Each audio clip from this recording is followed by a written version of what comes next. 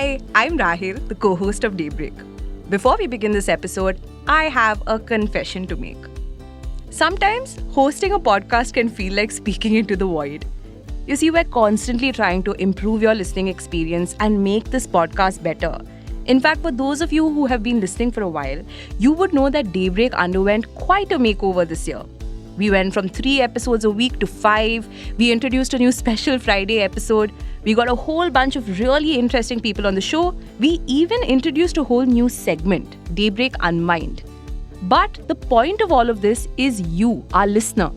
We want this podcast to be a valuable addition to your day.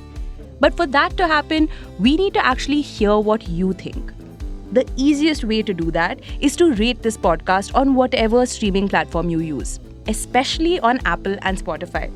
Leave us a comment, share it with your friends and family. It really helps us. If you have some more feedback for us, you can write to us at podcast@the-ken.com or text us on WhatsApp.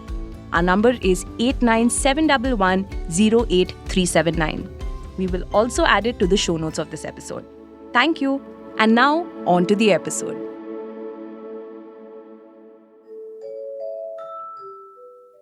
Hi there. So, we are going to be trying something different today. I am going to read out the latest edition of the Ken's very popular edtech newsletter called EdTech by our writer Ulina Banerjee. Ulina has been covering the edtech sector for a while now, and if you are a regular listener of Daybreak, you may have heard her on one of our Friday special episodes. In this edition, Ulina gave us a really interesting and comprehensive perspective on the latest happenings vis-a-vis Byju's. Now, for some context, Bloomberg recently published a damning report about Byju's. The report said that Byju Raveendran, the edtech's co-founder, allegedly tried to convince an American businessman to leave the country so he wouldn't have to testify in a federal court about the suspicious activities that he saw while working there. But William R. Haler, the businessman in question, filed a declaration in the US Bankruptcy Court in Delaware where he said, and I'm quoting, "Raveendran arranged a ticket for me to Dubai on the Emirates out of Chicago, Illinois, to avoid testifying and to be out of the country as an excuse if required to testify." End quote.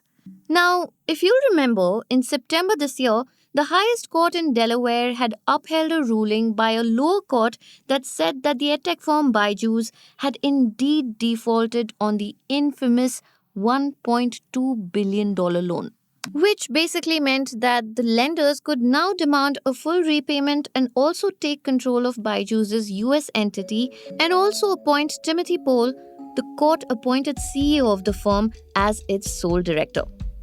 Alright, now that you have all this context, let's get on with the episode. Welcome to Daybreak, a business podcast from the Ken. I'm your host Nagda Sharma, and I don't chase the news cycle.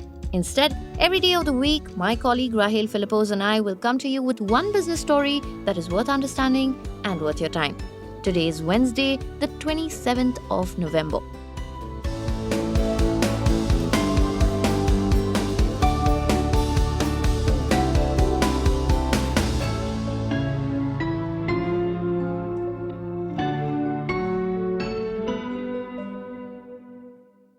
After William C. Morton, the part-time investor, hedge fund manager, and one-time YouTube interviewee, there is another character that's popped up in the never-ending tale of legal woes starring Byju's.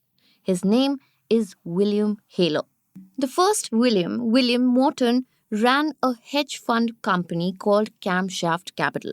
Camshaft had allegedly held $533 million for Byju's till the money was moved to an offshore firm in the United Kingdom. The group of lenders who'd lent Byju's $1.2 billion for its US operations alleged that this money was being hidden from them. And now there is a new twist in this tale.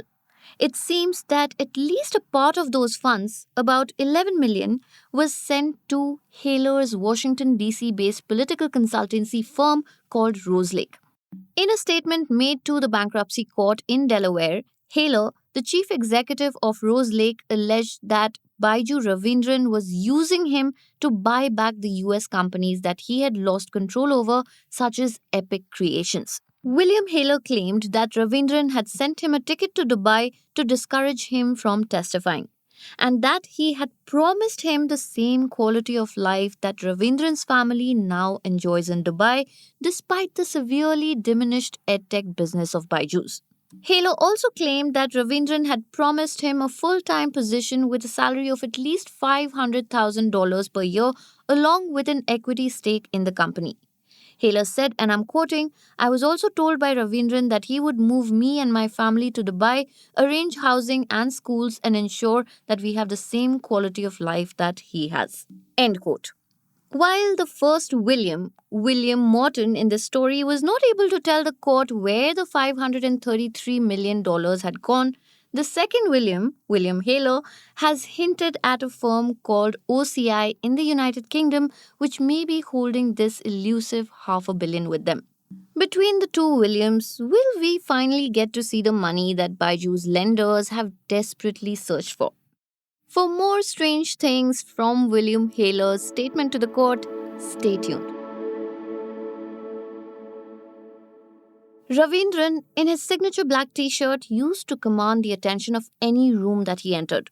This was back when Byju's was the ultimate name to contend with in edtech. He always had an entourage of media consultants and employees around him. That picture is now in stark contrast with what Haler detailed in his recent deposition, which is an image of someone who's trying to leave things behind even as he tries to set the record straight. Haler said that Raveendran did not really act like someone who ran a legitimate business. And I'm quoting Haler, "Most times Byju carried 3 phones. He used personal email instead of work email for communications. He would isolate people into individual meetings or only include for certain periods of time." End quote. And then there is this worrying, if slightly funny detail, and I'm quoting again, "On one occasion, while Byju was showing me how AI worked, a ChatGPT screen showed a previous search for how to defend against corporate fraud accusations." End quote. Haler also alleged that Raveendran wanted to control Epic again, a company that Byju's acquired in the US, which is currently controlled by a group of its lenders. Additionally, Raveendran allegedly told Haler that he would give up more of his shares in the test prep giant Akash and use those funds to start a new business. What Raveendran can actually manage to do after this disclosure is unclear. There is a good chance that he may be held liable in the Delaware court for trying to sway a witness. The real question in my mind, as in Olina's mind, what happens to Epic? The company was an institution in American schools and with parents. It had a solid brand recall, a spread-out distribution system across public schools, and a top-notch subscription-based business. How much of that survived Byju's? In a separate lawsuit filed in October, a trustee appointed by the court to oversee Byju's US assets alleged that money had been siphoned off from these entities to a company called White Hat Education Technology, which is owned by, you guessed it, Raveendran.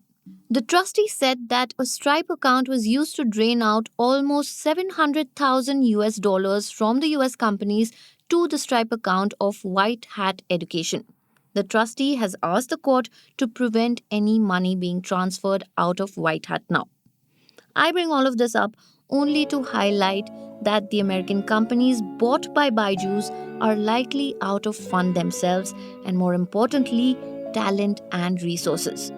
And the lenders, even if they get their $533 million back along with the rest of the term loan, will have to put time, effort, and resources to shape these companies into saleable assets.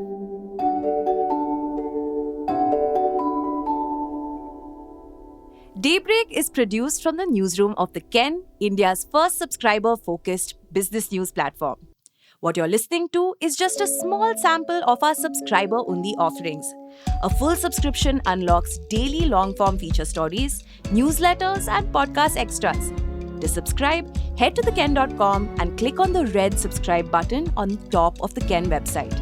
Today's episode was hosted by Snigdha Sharma and edited by Rajiv CN.